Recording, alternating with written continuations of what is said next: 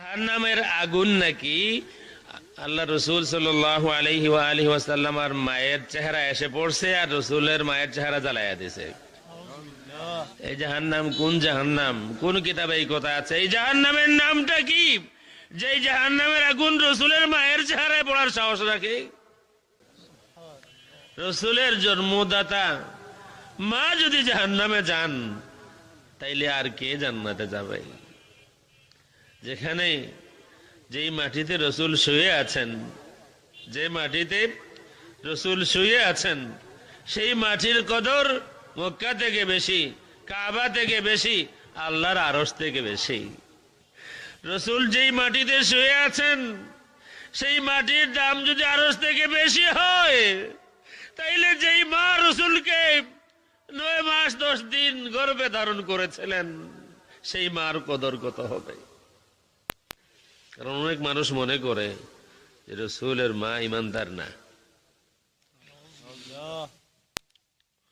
একজন আছে, আমাকে বলে শকুনের চোখ, দেখছেন কিনা জানি না, দেখছেন না? ভিডিও কেউ দেখছেন? আমাকে বলে আহলে সুন্নাহ মিডিয়াওয়ালার একটা শকুনের চোখওয়ালা, সে নানান বাহানা করে মন গড়া ব্যাখ্যা দিয়ে নবীর মাকে জান্নাতে দিয়ে দিছে। আচ্ছা বলেন, আমরা কেউ নবীর মাকে জান্নাতে দিতে পারবো? এখন আমি যদি বলি তুমি আমাকে বললা শকুনের চোখওয়ালা, আমি যদি বলি তুমি শুয়োরের চোখওয়ালা, এই কথা বলা ঠিক আছে? আপনি বলতে পারেন না। কোনো মানুষ মনে করুন খাটো আছে, আপনি তাকে বলতে পারেন না যে এই লোকটা খাটো, কারণ এটা আইব। কোন মানুষের আপনি তার কোন আল্লাহ তাকে যা দিয়েছেন, আপনি তার আইব বর্ণনা করতে পারেন না। কোনো মানুষ লম্বা, কোনো মানুষ ছোট, কারো চোখ কালো, কারো চোখ কিসের মতো, এটা বলা ঠিক না। কিন্তু আমি যদি বলি, যেহেতু আমাকে কেউ বলেছে, আমি বলতে পারি। এখন আমাকে যদি কেউ আক্রমণ করে, আমি তার পাল্টা আক্রমণ করতে পারি, বাট করবো না। বিষয় এখানে নয়, সে বলেছেই রসুলের মা জাহান্নামী। আর শুধু জাহান্নামী না, জাহান্নামের আগুন নাকি আল্লাহ রসুল সাল্লাল্লাহু আলাইহি ওয়াসাল্লাম আর মায়ের চেহারা এসে পড়ছে, আর রসুলের মায়ের চেহারা জ্বালাইয়া দিছে। এই জাহান্নাম কোন জাহান্নাম? কোন কিতাবে এই কথা আছে? এই জাহান্নামের নামটা কি? যে জাহান্নামের আগুন রসুলের মায়ের চেহারায় পড়ার সাহস রাখে? আমার একজন উস্তাদ শায়েখ আছেন ইয়েমেনের, হাবিব ওমর বিন হাফিজ, এখন বেঁচে আছেন, দারুল মুস্তাফার প্রতিষ্ঠাতা।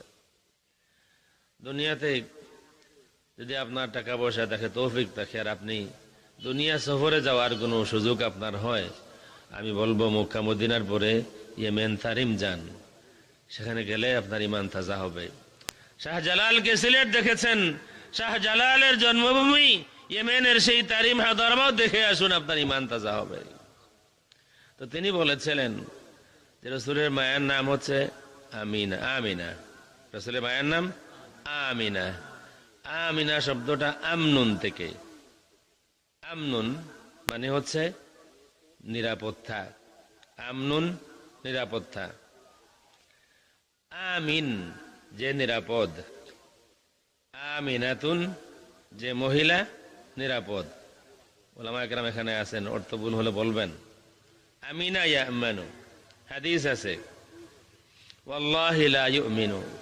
আমার সাহেব কিবলার প্রথম যে বয়ান, আমার মনে হয় পুরাটাই মুখস্থ আছে, সময় সময় মনে পড়ে। আমি প্রথম যে বয়ান শুনেছিলাম আমার বুঝ হওয়ার পরে, এই বয়ানের এক টুকরা ছিল যে আল্লাহর হাবিব সাল্লাল্লাহু আলাইহি ওয়াসাল্লাম 3 বার কসম করে বললেন, ওয়াল্লাহি লা ইউমিনু, ওয়াল্লাহি লা ইউমিনু, ওয়াল্লাহি লা ইউমিনু। আল্লাহর কসম সে ঈমান আনে নাই, আল্লাহর কসম সে ঈমান আনে নাই, আল্লাহর কসম সে ঈমান আনে নাই। সাহাবায়ে কেরাম বলেন, ইয়া রাসূলুল্লাহ, কে ঈমান আনে নাই? আল্লাহ রাসূল বলেন, আল্লাযী লা ইয়ামানু জারুহু বাওয়াইকাহু, যার প্রতিবেশী তার অনিষ্ট থেকে নিরাপদ হয় নাই, সে ঈমান আনে নাই।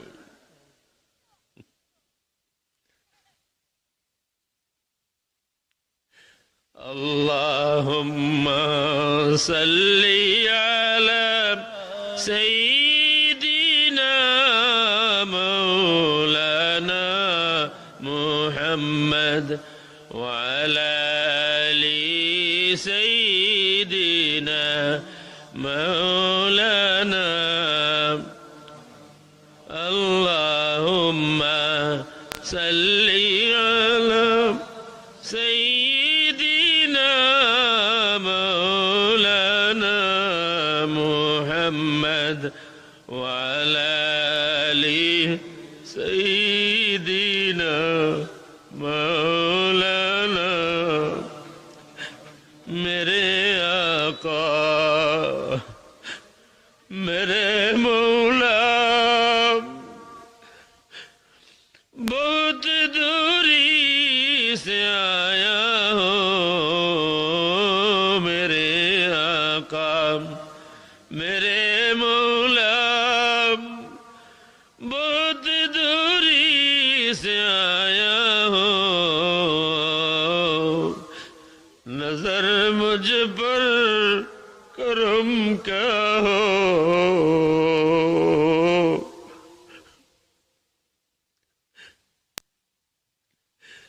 सईदी या रसूल अल्लाह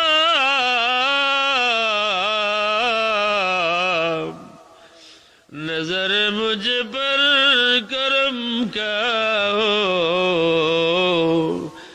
मेरे किस्मत उजाला हो अल्लाहुम्मा सल्ली अला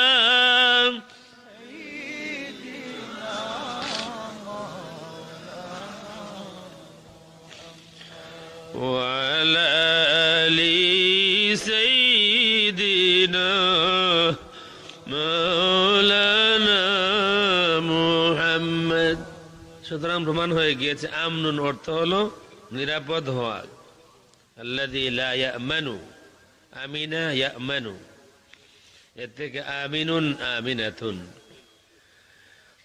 আমার শেখ হাবিব ওমর বিন হাফিজ হাফিজাহুল্লাহ তিনি বলেছিলেন হাসরের ময়দানে যদি যার নাম আমিনা যার নামই নিরাপদ তার যদি নিরাপত্তা না হয় তাইলে আল্লাহর সৃষ্টির মধ্যে আর কেউ নিরাপদ থাকবে না রাসূলের জন্মদাতা মা যদি জাহান্নামে যান তাইলে আর কে জান্নাতে যাবে যেখানে যেই মাটিতে রাসূল শুয়ে আছেন যে মাটিতে রাসূল শুয়ে আছেন সেই মাটির কদর মক্কা থেকে বেশি কাবা থেকে বেশি আল্লাহর আরশ থেকে বেশি রাসূল যেই মাটিতে শুয়ে আছেন সেই মাটির দাম যদি আরশ থেকে বেশি হয় তাইলে যেই মা রাসূলকে 9 মাস 10 দিন গর্ভে ধারণ করেছিলেন সেই মার কদর কত হবে